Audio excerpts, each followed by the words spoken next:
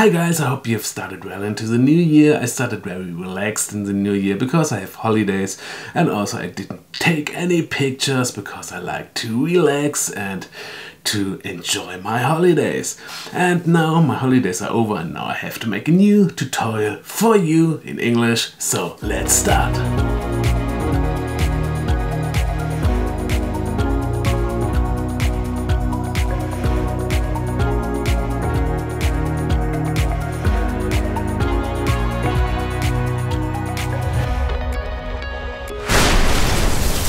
Today I like to make a very easy tutorial for everybody, so beginners can do it and also semi-professionals, and I had a lot of fun with it, so I think everybody will like it. I hope so, because today I like to make pictures with normal aluminium foil, and I think everybody have it at home in the kitchen, so you can start right now with your great pictures. So let's go ahead with the material we need for it.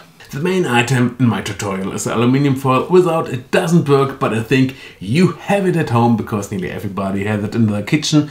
But if you don't have it, you can buy it very cheap in the next supermarket. And for the light I used two flashes, and I fired my flashes up with a flash controller, and I really love the system because you're very free to place your flash around your subject without any annoying cable. And in the front of my flashes I used different color folds to get a nice color on my aluminium foil. And if you don't have flashes, you can use also a normal torch. But take care, there you have to change the exposure time. The exposure time has to be longer than with a normal flash. And then I took my pictures with a tripod, but you can also take your pictures by hand. But I really love to take pictures with the tripod, especially when I make tutorials. And then for a special optic, you can also transfer structures on your aluminium foil. And now I will show you how you can do this. For a different style in your pictures, you can also transfer different structures on the aluminium foil. It's very cool, I love it. And I searched around in my flat for different items with different structures, and I found my speaker box and the grill in front of it.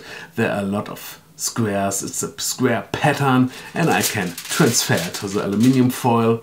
Or in my kitchen I found this oil screen, or I don't know how you call it in English. If you know it, you can write it below. It's for a pan that the oil don't spread out. And also I get here a lovely structure, and you can transfer it to the aluminium foil. So you can transfer nearly every structure on it, and you can get different results in your pictures with it, and I think it's very cool. My setup today is very easy. First of all, you have to take your aluminium foil and you have to cut a piece out of it, and now you have to crumble it up, and now you have to pull it apart, and now you can see lovely structures on it. And this structure we like to take pictures of it. So it's very easy also the setup. You have to use your two flashes and place it one right and one left. And now you can take your color foil and place it in the front of your flashes, and then you can take your aluminium foil, you can lay it flat on the table and you can take your pictures from above, or you can make it stand and take your pictures from the front, and you can crumble it around and make nice sculptures and great pictures. Let's go ahead with my camera and flash setup, and for my flashes I fired it up in 128, the lowest light I can choose in this kind of model. And of course in the front I have my color foil, and for my camera setup I choose the manual mode, focus manually, and of course I switched off the image stabilization because I used a tripod, and then you have to switch off your image stabilization. And the ISO was by 200 and the exposure time is by 1/400th, and I can't get it any shorter because the shutter is very slow in my camera, and if I make it shorter I get black bars in my picture, and to avoid it I can't get higher than 1/400. And my aperture was between 3.5 to 22. And why 22? I know it's very high, but sometimes you overlighted your pictures, it's too bright in your pictures, and I can't throttle down my light in this kind of flashes, so I have to close my aperture. And if you close your aperture more and more, the picture will get darker and darker, and then I choose 22. And now I think we can see my results. I hope you have fun with it.